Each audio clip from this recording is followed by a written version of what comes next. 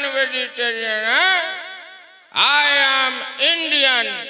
बोले नहीं नहीं सर, शाकाहारी या मांसाहारी? शाकाहारी या मांसाहारी? अरे हम हूँ बिहारी। हाँ, हम बिहार को आगे बढ़ा देंगे, बहुत फैसिलिटी देंगे। अच्छा, एक मीडिया वाला आ गया, आकर बोल रहा है सर एक बात बताइए, कहते हैं कि बच्चे दो ही अच्छे, लेकिन आपके तो इतने सारे बच्चे हैं। मारेंगे लोल पे चढ़ जाएगा पोल पे बेको। हमारा 2 बच्चा अच्छा है, हमारा सब बच्चा अच्छा है। बोले सर हमारे यहाँ तो लागू हो गया ना नियम, हम 2 हमारे 2। हमारा अलग चलता है, हम 2 हमारे 2, और जो होता है होने दो।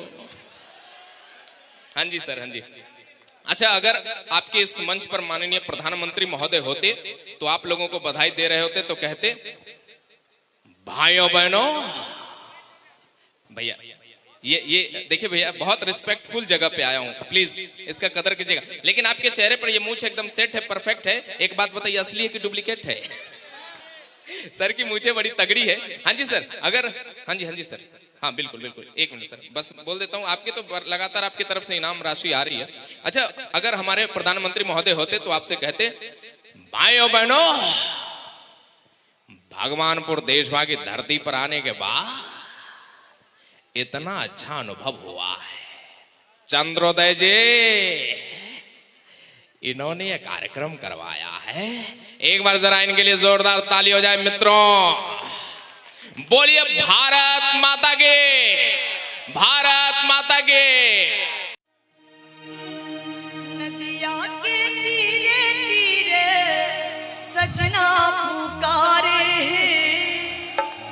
नदिया के तीरे तीरे सजना पुकारे, भेजना कोनो नैया सजना चढ़ियावे, भेजना कोनो नैया सजना चढ़ियावे, भेजना कोनो नैया नदिया के तीरे तीरे सजना पुकारे, नदिया के तीरे तीरे सजना पुकारे, भेजना कोनो नैया सजना चढ़ियावे, भेजना कोनो नैया सजना चढ़ियावे, भेजना कोनो नैया।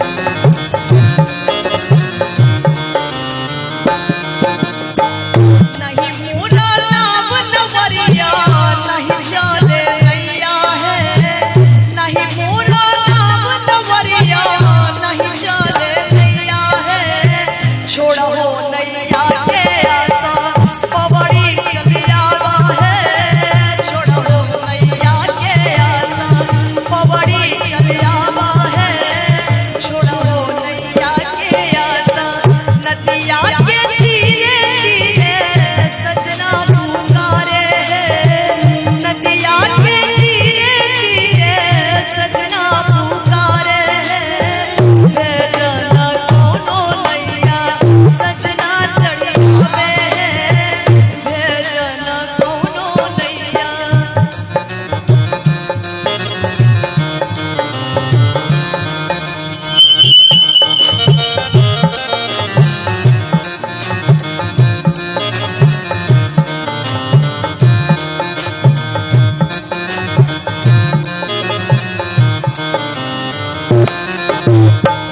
भीज नांग रखा अथवा के चंदन है, भीजे नांग रखा मथवा के चंदन है, भीजे ना गुड़ के महावर अवरी सब अभरन है, भीजे ना गुड़ के महावर अवरी सब अभरन है, सब मोरा भीजेला सजनी तुर कारण है, सब मोरा भीजेला सजनी तुर कारण है,